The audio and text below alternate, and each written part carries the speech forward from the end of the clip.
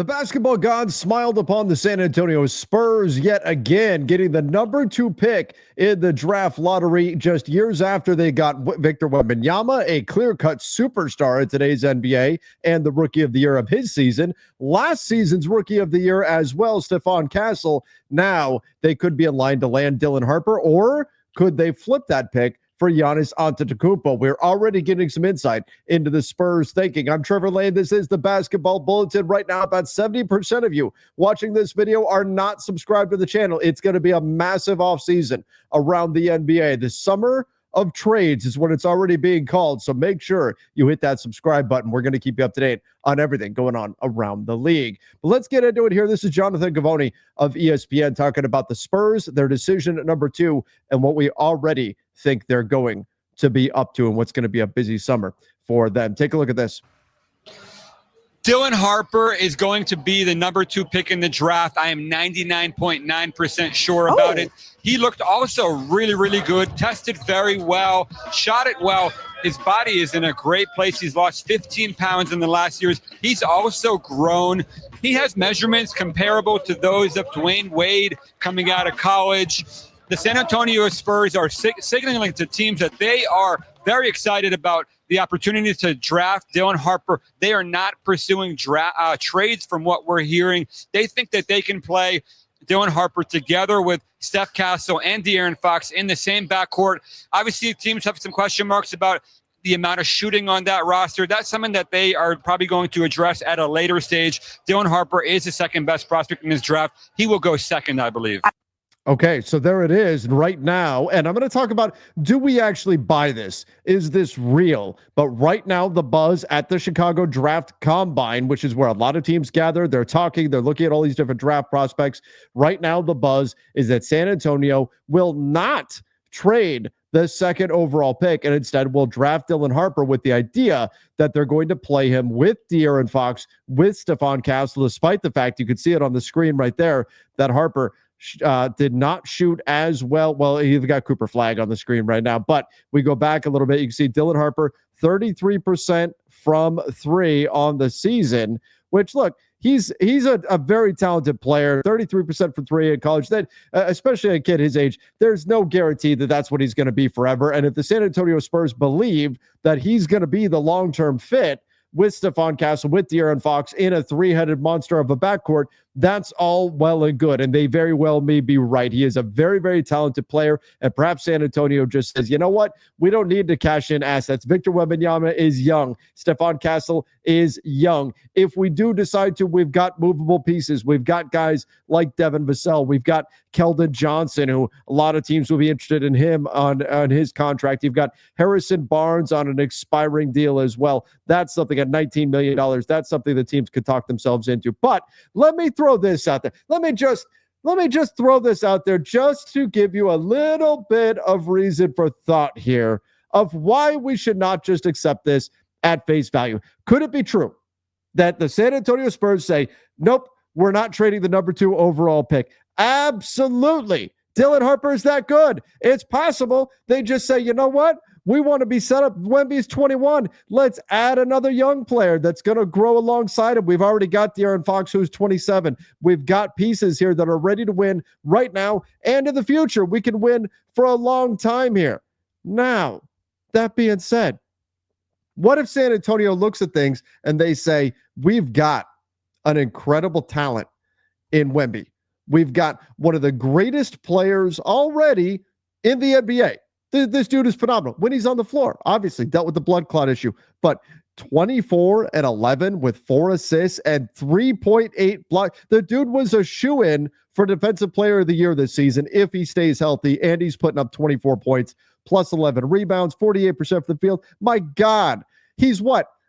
9 feet 10 inches tall, something like that, and yet he's shooting 35% from 3.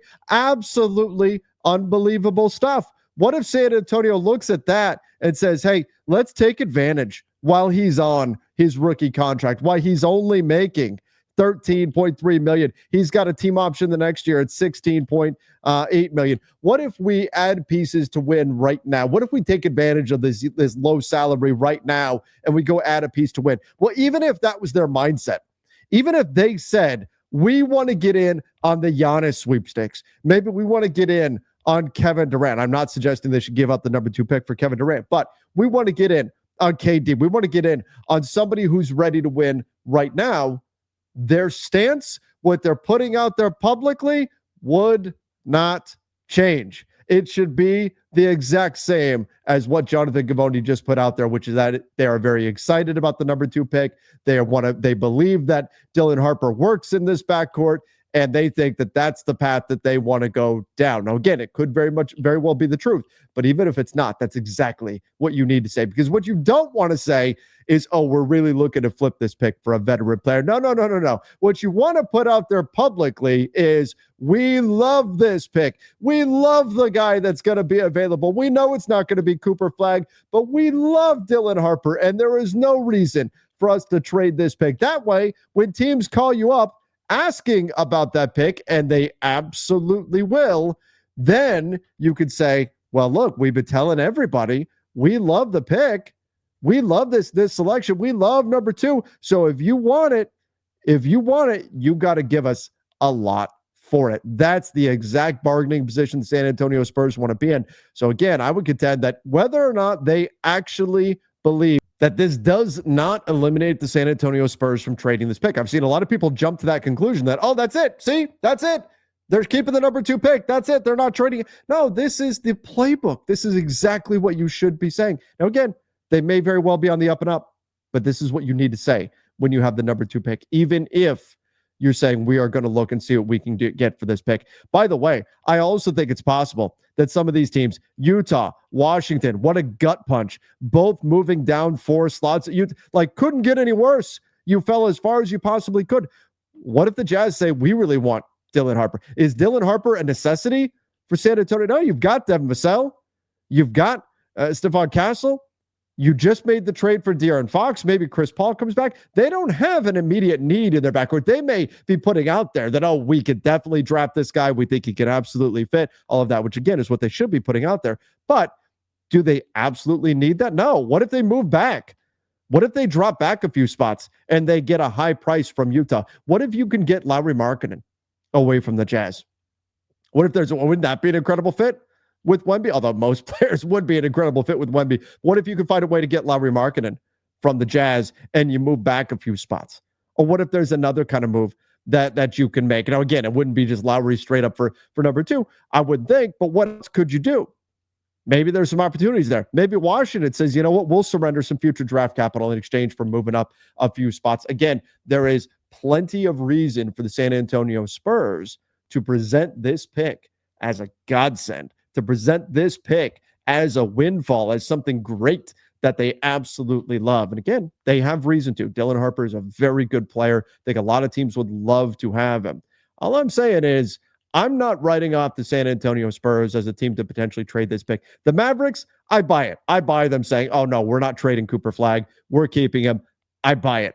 The San Antonio Spurs, I think there's enough motive on their part to potentially go add a piece that can let Wemby win right now, that I wouldn't count it out that they could do something, whether it be move back, move out of the pick, especially if they can get into the mix for a guy like Giannis. I mean, they could potentially be ready to win a championship immediately if they were to go add Giannis to Wemby and they have some luck when it comes to health, which is proven to be so important in the playoffs. But bottom line right now, the reporting is San Antonio Spurs, they're going to be picking Dylan Harper at the number 2 spot. Will that actually come to fruition and they actually stay there? I think that's still very much a question mark, and the Spurs are going to be open to having some conversations for that pick. But as of right now, reporting is that they're in on Dylan Harper at number 2. Let me know. Do you buy it? Let me know your thoughts in the comment section. Don't forget to subscribe right here to the channel. Till next time. See ya and stay safe.